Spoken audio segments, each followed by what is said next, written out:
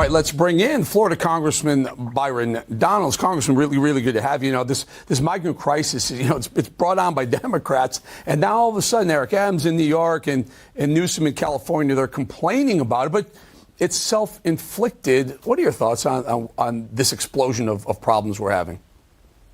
Well, look, I got a couple of thoughts. First of all, you're correct. This is their creation. They screwed up. Joe Biden put in terrible policy.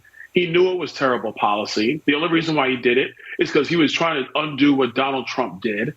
And now the Democrats are actually having to live under the policy that they've been advocating for years, and they don't like the policy. This is really stupid. So what you do in a situation like this is you reverse course. Now, when it comes to government spending, if the Democrats don't want to reverse course on their own, because they would have to admit that they screwed up, it is our responsibility as Republicans to help them. Well, you bring up government spending. Clearly, the Biden administration and the Democrats want a clean resolution. They want a continued CR resolution, which means they want to be able to spend without you guys pushing back at Congress. You hold a checkbook now. Interestingly, though, and I know you want to push back on them. You want them to fix the border before you sign off on any more massive spending, omnibus bills, et cetera. However, I did notice Kevin McCarthy made a phone call to the Senate Majority Leader Chuck Schumer, and they got along very well because Schumer the next day had a great call with McCarthy. He really realizes how we need to keep government open. Is your leader leading you in the right direction, sir? Look, I've talked to the speaker about this, and I've been very clear with him. Don't really care about his phone call with Chuck Schumer. As far as I'm concerned, Chuck Schumer's interests are not the interests even of his own state, New York, and that of the country. So he can talk to, Chuck Schumer all he wants. My position is clear.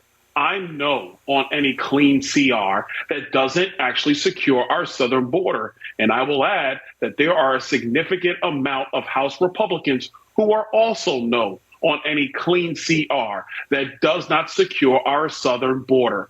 We have a job to do. We all took an oath to uphold the Constitution and to faithfully execute the laws of this nation. The laws of this nation do not allow for what Joe Biden has done to the southern border. And we're basically done with this. It's time to do the right thing, secure the southern border, and then we can negotiate all the other stuff around federal spending. And so it's refreshing to hear you say that, Congressman, because you hold the checkbook. However, every time this comes up, the threat of shutting down government, it's only happened a couple of times, and the finger pointing. But the reality is you really do hold the cards because they have Congress, they got the White House, and the shutdown. They can point all they want at you for not signing off, but it's really their policies that you're not agreeing to. Boy, do I hope you guys stick to this, to holding their feet to the fire this time. I'm just not sure McCarthy has got the guts to do it. Well, look, this is why my message is very clear to the speaker, but it's also clear to Mitch McConnell because Senate Republicans have to go along with this stuff. Chuck Schumer doesn't have 60 votes in the Senate. He's going to need Republicans in the Senate to agree with him just having a clean, continuing resolution. So my message to Republicans in the Senate is it is time to make this administration secure the border. What they're doing is flat out wrong. This is not a Republican issue. It's an American issue. If you listen to Eric Adams, if you listen to people who are in Chicago, in California, they are watching this crisis happen to everybody. And even though the Democrats have their sanctuary city and sanctuary state policies, that was all well and good when Donald Trump had the border secured and you did not have a deluge of migrants who had nowhere to go. But now that we are where we are, it is incumbent upon Mitch McConnell and Kevin McCarthy to understand that there is a significant number of Republicans who want to secure our southern border, and we don't have an interest in funding the government or let alone Homeland Security if it's not going to actually secure the homeland of the United States. I love it. I hope you do it. I hope you guys and gals stay united and locked against that because they can't do it without you. They can play the game of finger pointing and we couldn't afford to shut down. Stop it. You can and you should. And I hope you do. You mentioned Eric Adams. He's not going to realize what went wrong. He just loves blaming Trump. Take a listen to Eric Adams. I'm hearing those who coming out saying Eric is right, but don't pick half of what you say I'm right on. Pick the other half. that Trump Republicans created this mess, and we need to fix this mess with real immigration reform. What's that all about, Congressman? It's your fault. Your fault that there's a problem with migrants in New York City, the sanctuary city. I mean, look, that's just a flat out joke. Everybody knows that. And Mayor Adams should be ashamed of himself. You can't make that kind of a statement. Before he became mayor of the city of New York, the southern border was secure and New York City wasn't having these problems. Joe Biden is the one that created this issue. And let me be perfectly clear. There's not going to be any negotiations on quote unquote comprehensive immigration reform if we can't do the very basic job of border security, that first line of immigration, which is security of our borders. It's just not going to happen. Let me be very clear for everybody to understand. The reason why is because it makes no sense to have this massive wide open border policy and say, oh, Congress has to negotiate something. That is not true.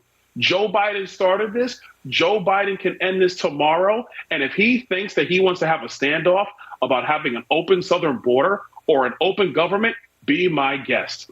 Because the fact of the matter is that our government is to work for the American people, not for people coming from 184 countries all over the world. Eric Adams needs to realize that immediately and do his job and advocate for the people in the city of New York, especially the young kids who are now going to fall further behind because the teachers in New York City are having to find people who speak the language from migrants who, quite frankly, shouldn't even be in classrooms right now in New York City. Congressman, you're 100% right. I hope I talk to a lot of Congress people and senators. I hear the same thing. I just hope you stick to your guns. I know you do. I just hope the rest of the caucus does as well. You know, very kind of ironic twist in all this. AOC, remember she fought against Amazon coming to Long Island City, her district? Yeah. Well, now she's getting a ton of migrants in some hotels in Long Island City. Now all of a sudden she doesn't like it either. These clowns, these fools, don't understand it's their own policies that's coming around biting them in the backside. Congressman, really good having you. I appreciate your time. Thank you. All right. Listen, thanks, Eric. Take it easy. You too. You too.